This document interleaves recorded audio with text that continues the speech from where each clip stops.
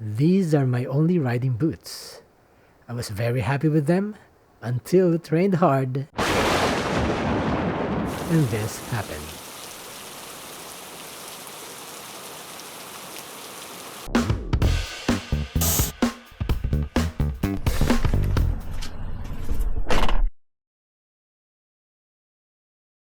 You just went out in the scorching heat, 10 minutes later, you're drenched in the rain. Ayos, diba?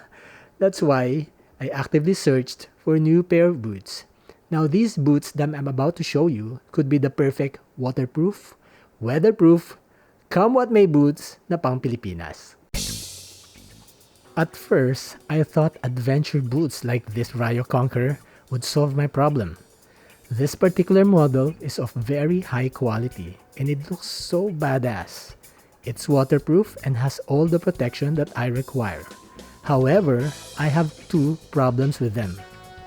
One, the shin guard makes the shaft so wide that I can drape my pants over it.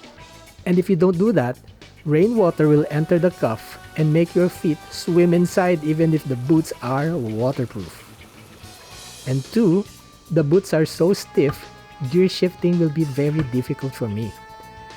There are techniques to solve that, but I'm not sure I want to do that in longer rides. So I turned my attention to riding sneakers, because they must be the most comfy riding shoes. I thought if I can find something waterproof, that might be the answer to my prayers. But when I looked at them personally, I just don't feel they can handle heavy rains as well as ADV boots. So, I went back to the boots that I saw a few months back but hesitated because I was not familiar with the brand. Ito na kaya ang hinahanap ko? And I'm talking about this. It's made of microfiber leather. It's not genuine leather, but this is softer and requires less maintenance. At the top, the cuff is made of pleated elastic band. This should hug your lower leg once you close it. Though I have some doubts about that because this can only be as tight as this. There are two metal fasteners which are both adjustable, 1 and 2. Let's take a closer look. Can you see that? Okay. It also has accordion stretch panels at the front and back. This helps you in flexing your foot up and down, like for when you're shifting gears. Inside this part is ankle protection. These are in both outer and inner sides of the boots. Down here, it also has heel protection, also outer and inner side. To the front, it has a thick shift pad sewn directly into the microfiber leather. The toe box is kind of hard. Yes, it's hard. It might have a plastic reinforcement cup inside, but I'm not sure. If you press this, it's hard, and then as you go upwards, this feels softer. And then what else? The inner sole, it has cushioning, but it's just average. The sole is hard and feels heavy duty. You know, inside the sole is a metal shank that reduces the risk of twisting your foot in an accident. There's no mention of this anywhere in the packaging, but I emailed Skoiko in China directly and the rep confirmed that it is true. There is a metal shank inside. The bottom of the boots, this feels very grippy. It's grippy not just because of the pattern, but because of the rubber material itself. Now, what are these boots for? On the box, it says urban boots. So I don't think this is primarily intended for rough roads, but more for everyday riding. Which is probably the reason why they chose to make these boots not as rigid as ADV or motocross boots. And finally, My most important requirement, the waterproofing. According to this tag attached to the boots, waterproofing is strong at the bottom and weakens as you go to the top. There's waterproof membrane under the microfiber leather that prevents water from getting in contact with your feet. However, if that's the case, then the microfiber leather can still absorb water. Test nga natin. Before we start, let me show you this. This little thing here acts like a barrier to prevent water from going inside. But of course, the water should be below this level. Otherwise, it will still go in. And I'm going to use this water resist pants and drape it over the top of the boots so water will not go inside this way.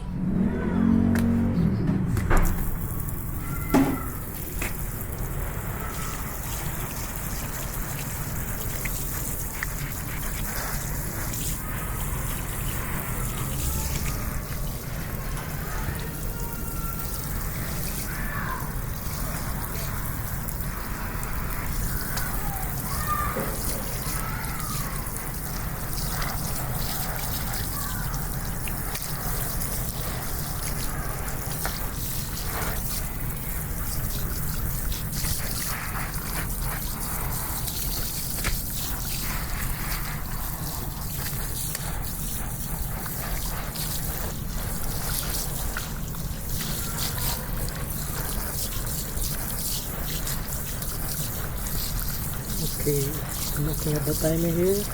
Almost a minute now. Okay, looks like it's over a minute. Okay, the leather seems to absorb a bit of water, but inside I feel very dry. Let's take a look.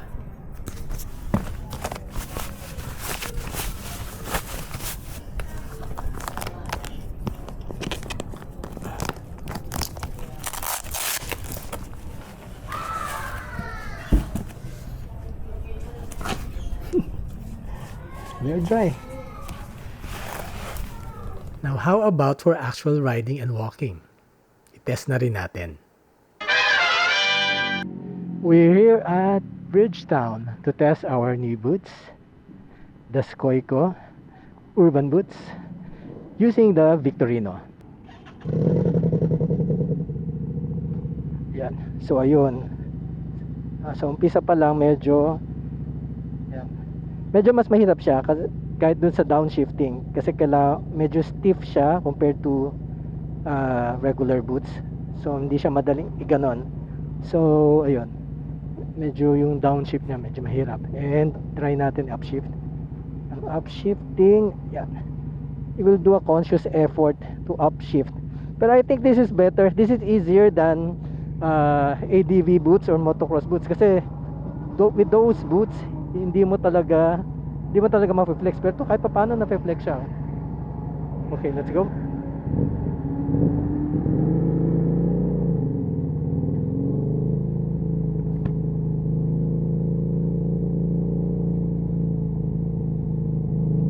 Okay, so we're in gear number 1. Upshift. Ay, tingnan mo, napunta ako sa neutral.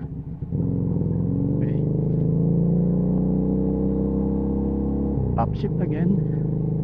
We're in third gear. Medyo you will need to scoop up the shifter. Medyo scoop mo talaga.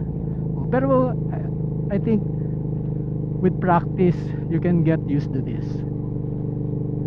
Okay, spot downshift. Ayan. Upshift ulit. You will need to make a conscious effort to do that, at least for now. Pero siguro pag matagal-tagal medyo mas madali na yun. We're in fourth gear.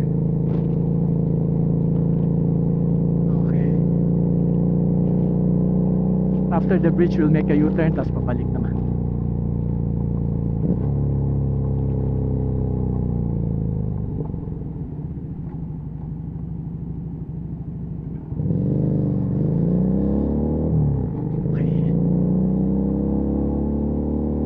mas mahirap ano when you upshift.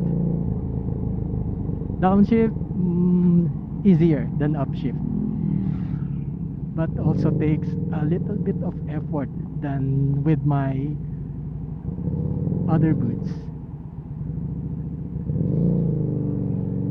Okay, so here we go.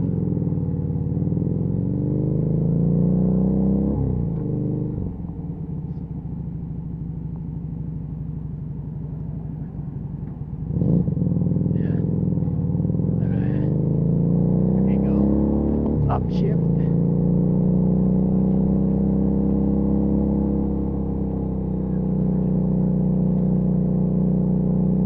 Also, since these boots are thicker than usual, you have less feel of the shifter and less feel of the foot pegs. However, this grips the foot peg better than with my other boots. The outer sole is very grippy.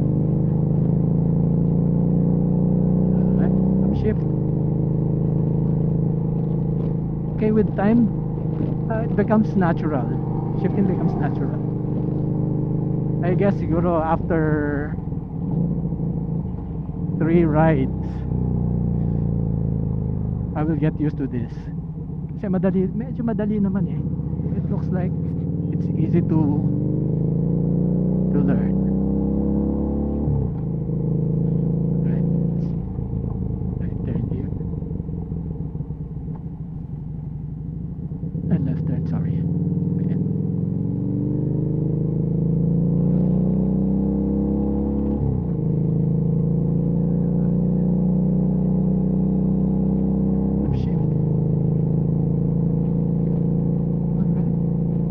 Parang normal na. Maiksi pa lang yun ha. Parang normal na. Tingnan natin.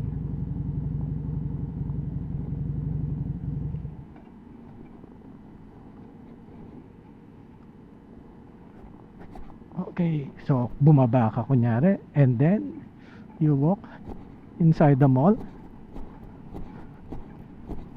Okay. Ayan.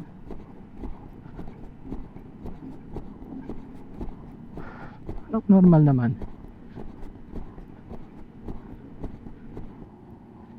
Yan.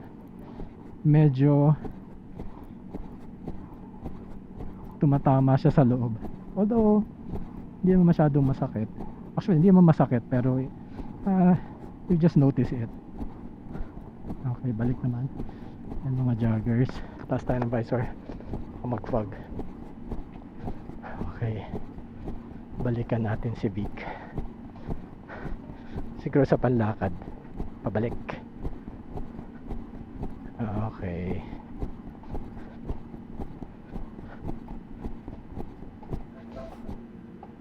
Okay, just like regular boots, nagkaka-crease din pala siya. There. Okay, balik tayo. Nakadulit.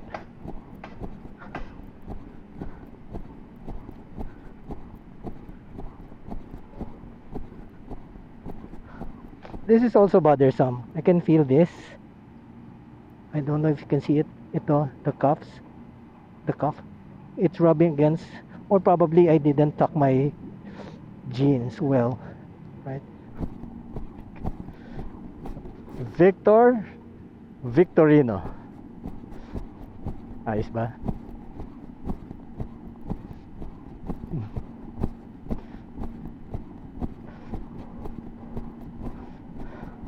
Okay, in terms of walking naman, of course, it would be harder than your usual sneakers.